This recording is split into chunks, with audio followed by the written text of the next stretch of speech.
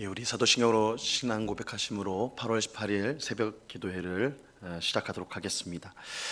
전능하사 천지를 만드신 하나님 아버지를 내가 믿사오며 그 외아들 우리 주 예수 그리스도를 믿사오니 이는 성령으로 잉태하사 동정녀 마리아에게 나시고 본디오 빌라도에게 고난을 받으사 십자가에 못 박혀 죽으시고 장사한 지 사흘 만에 죽은 자 가운데서 다시 살아나시며 하늘에 오르사 전능하신 하나님 우편에 앉아 계시다가 저리로서 산자와 죽은 자를 심판하러 오시리라.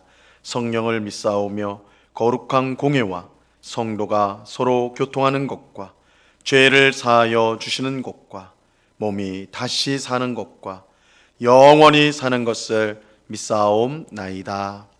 아멘.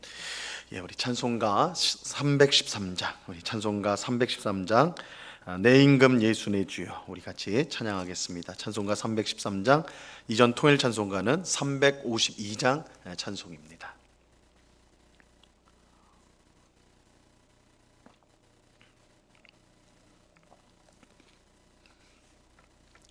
찬송가 313장을 같이 찬양하겠습니다. 내 임금 예수 내 주여, 이 죄인이 주님 앞에 한없는 은혜 받고서 내 생명 모두 드리오니 그 풍성하시는 종을 주에게 내려주소서. 내 임금 예수 내 주여, 내 허물은 덮으시고 주 십자가에 흘리신 그 피를 믿는 마음 모사 내 중한 죄를 사하여 참 평안하 맘 주소서. 내 임금 예수 내 주여, 주 은혜에 감격하여 한없는 감사 찬송을 내 주님 앞에 드리오며 내 맘과 정성 다하여 늘 기뻐하며 살리라. 내 임금 예수 내 주여, 이 마음과 이 천한 몸 그 보배 피로 값주고 주 친히 사신 것이오니 나 이제 사나 죽으나 주 뜻만 따라 살리라. 아멘. 같이 기도하겠습니다. 참 좋으신 아버지 하나님, 오늘도 저희들의 단잠을 깨워주시고 피곤한 몸과 마음이지만 기도의 자리로 우리를 불러주시니 참으로 감사합니다. 이 시간 우리의 피곤한 몸을 강건하게 하여 주옵시고 우리의 연약한 마음을 굳세게 하여 주셔서 하나님이 우리와 함께 하심에 이 세상에 두려워할 것이 없음을 알게 하옵시고 기쁨과 감사함으로 이 땅을 살아가는 저희 모두가 될 수 있도록 주님 주장하여 주시옵소서. 주님, 연일 코로나 확진자가 급속도로 늘어나고 있는 이런 현실 가운데 우리가 있습니다. 하나님, 이러한 위협이 또한 어려움들이 계속되는 지금이지만 우리가 낙심하지 않고 하나님께서 우리에게 복된 날을 주실 줄로 믿고 기도하며 더욱더 하나님을 바라보고 의지하는 저희 모두가 될 수 있도록 주님 도와 주시옵소서. 아버지 하나님, 위험할 때에, 어려울 때에 비난하고 또한 정죄하기보다 하나님의 귀하신 뜻을 우리가 묵상하며 어려움을 당하는 이들을 위해서 기도하며 또한 보듬는 정말 십자가의 길을 함께 걸어가는 주의 백성들이 다 될 수 있도록 은혜와 긍휼을 베풀어 주시옵소서. 아버지 하나님, 이 시간에 우리 마음속에 있는 모든 세상의 무거운 짐들을 주님 앞에 맡기기를 원합니다. 우리가 그것을 붙잡고 한숨 짓고 염려한다고 되어질 일이 없고, 오직 하나님 앞에 맡겨드릴 때, 전능하신 하나님의 손에 맡겨드릴 때에 하나님의 귀한 은혜가 나타날 줄로 믿습니다. 이 시간 믿음으로 하나님 앞에 모든 것을 아뢰고 또한 하나님의 응답을 기다리는 주의 백성들이 다 될 수 있도록 주장하여 주시옵소서. 이 시간 주의 말씀을 듣고자 합니다. 성령 하나님께서 밝히 조명하여 주셔서 주의 말씀의 뜻을 잘 깨닫게 하옵시고, 이 말씀이 생명의 말씀이요 능력의 말씀이요 은혜의 말씀임을 경험하는 복된 이 새벽이 될 수 있도록 하나님 역사하여 주시옵소서. 감사와 찬양을 주께 드리오며 예수 그리스도 이름으로 기도드리옵나이다. 아멘. 우리 하나님 말씀을 다 같이 봅니다. 누가복음 1장 34절로 38절까지의 말씀을 우리가 다 같이 보도록 하겠습니다. 누가복음 1장 34절로 38절까지의 말씀입니다.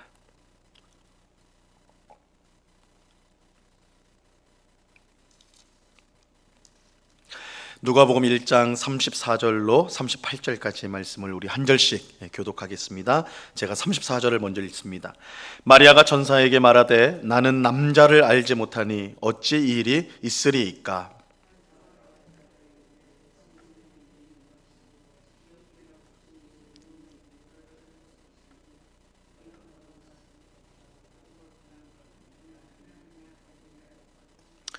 보라, 내 친족 엘리사벳도 늙어서 아들을 배었느니라.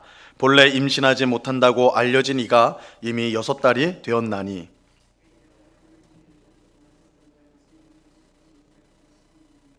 같이 읽습니다. 마리아가 이르되 주의 여종이오니 말씀대로 내게 이루어지이다 하매 천사가 떠나가니라. 아멘.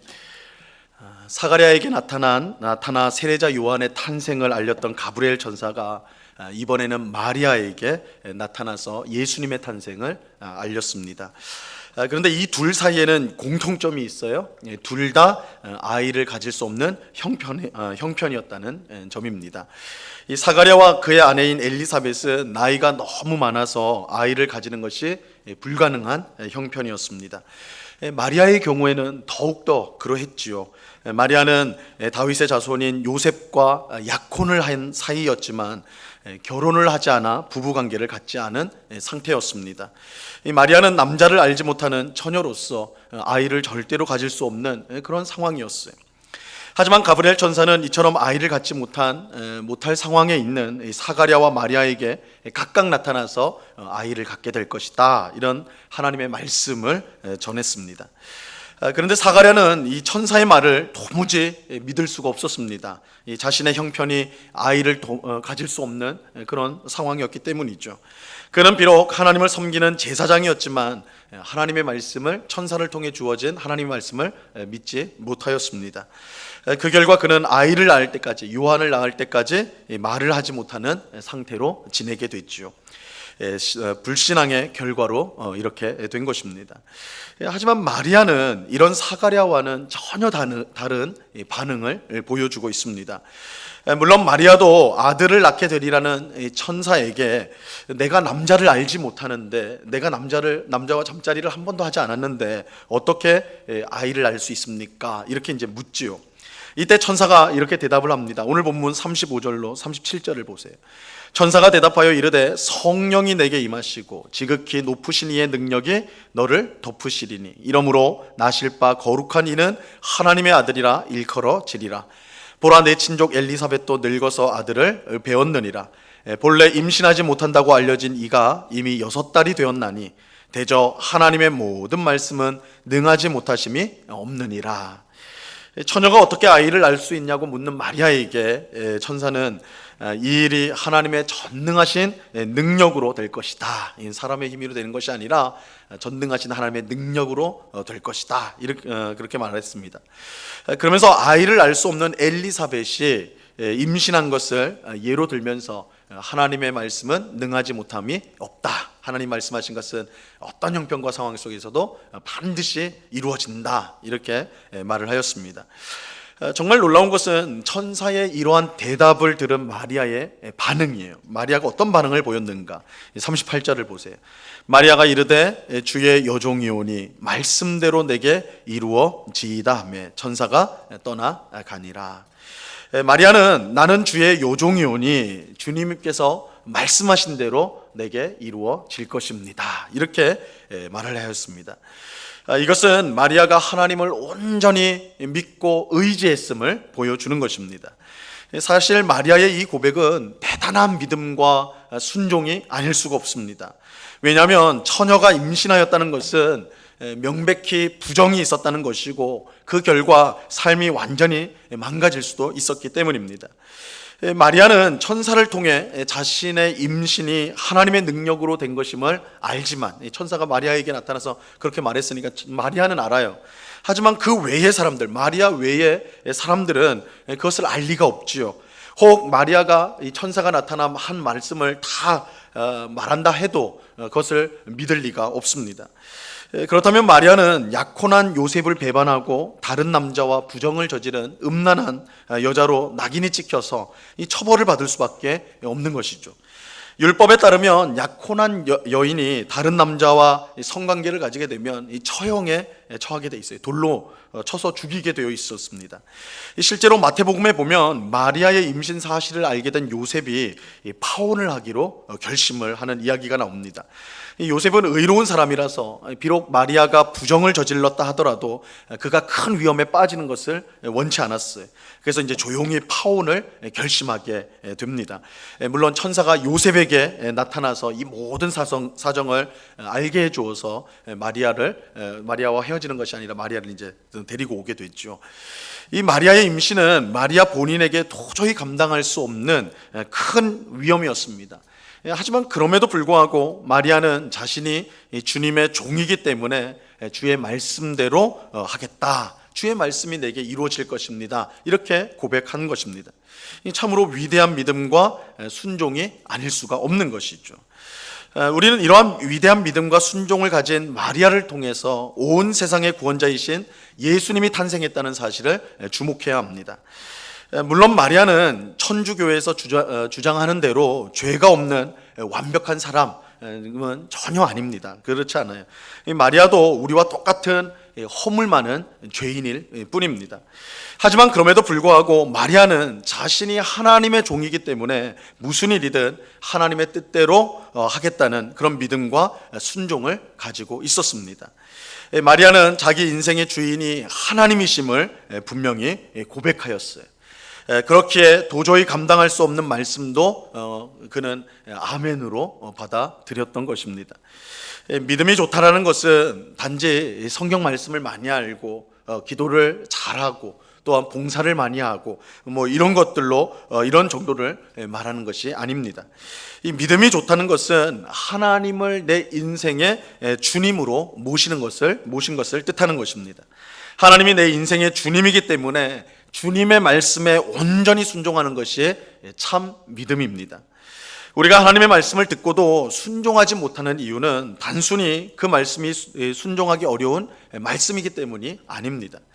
내가 스스로 인생의 주인 노릇을 하고 있기 때문입니다. 한번 우리가 잘 생각해 보면요, 물론 하나님이 우리에게 주신 말씀 중에 순종하기 어려운 말씀도 분명히 있어요. 그럼에도 불구하고 그렇지 않은 말씀들, 얼마든지 순종할 수 있는 말씀인데도 우리가 순종하지 않는 것, 그렇게 하고 싶지 않은 것은 우리가 하나님을 우리 인생의 주님으로 모시기보다는 내가 내 인생의 주님으로 그렇게 살고 싶어 하기 때문인 것이죠. 나 자신을 하나님의 말씀보다 더 높이 두기 때문에 순종하지 못하는 것입니다. 사가랴가 가브리엘 천사의 말을 들었을 때 마리아처럼 순종하지 못한 것은 하나님의 말씀보다 자신의 생각, 지혜, 자신의 경험을 더 위에 두었기 때문입니다. 하나님의 말씀이 주어져도 자신이 지금까지 경험한 것과 자신이 가진 지혜와 생각을 더 앞세우면 순종할 수가 없는 것이죠. 하나님 말씀을 하셔도 우리가 하나님 말씀을 들어도 내가 살아봤더니 이거 아니던데, 내가 내 생각에는 도저히 이게 맞지가 않는데, 이렇게 해버리면 순종할 수가 없는 것입니다. 혹 순종하더라도 내가 이해한 만큼, 내가 할 수 있다고 생각하는 만큼만 순종하는 것이죠. 이거는 반쪽 순종인 것입니다. 이 마리아의 위대한 믿음과 순종은 자신을 하나님의 요종이라고 고백한 것에서 시작이 됩니다. 하나님을 내 인생의 주님으로 모셨기 때문에 아무리 감당할 수 없는 일이라도 믿음으로 순종할 수 있는 것입니다. 우리는 그저 입으로만 주여 주여 해서는 안 됩니다. 우리가 보통 고백하는 주님, 주여라는 말이 하나님이 내 주님입니다, 예수님이 내 주님입니다, 이런 고백 아닙니까?